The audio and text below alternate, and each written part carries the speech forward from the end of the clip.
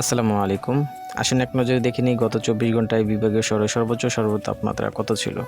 প্রথমে ঢাকা বিভাগ। ঢাকা বিভাগে সর্বোচ্চ তাপমাত্রা ছিল ৩৩ ডিগ্রি সেলসিয়াস এবং সর্বনিম্ন তাপমাত্রা ছিল ২৭.৭ ডিগ্রি সেলসিয়াস।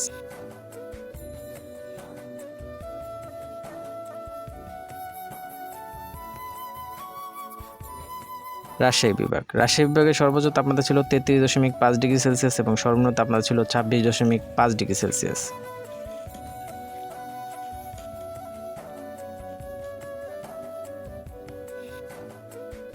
রংপুর বিভাগ। রংপুর বিভাগে সর্বোচ্চ তাপমাত্রা ছিল ৩২.৫ ডিগ্রি সেলসিয়াস এবং সর্বনিম্ন তাপমাত্রা ছিল ২৭ ডিগ্রি সেলসিয়াস।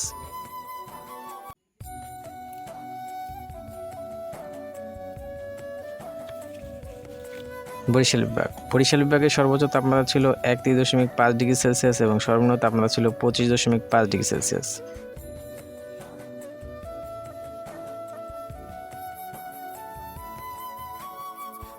ময়মনসিংহ বিভাগ। ময়মনসিংহ বিভাগে সর্বোচ্চ তাপমাত্রা ছিল ৩১.৬ ডিগ্রি সেলসিয়াস এবং সর্বনিম্ন তাপমাত্রা ছিল ২৭ ডিগ্রি সেলসিয়াস।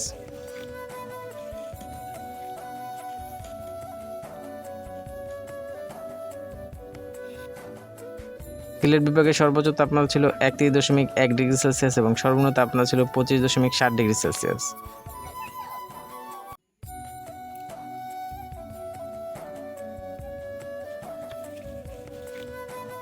চট্টগ্রাম বিভাগে সর্বোচ্চ তাপমাত্রা ছিল ৩১.৬ ডিগ্রি সেলসিয়াস এবং সর্বনিম্ন তাপমাত্রা ছিল ২৫.৫ ডিগ্রি সেলসিয়াস।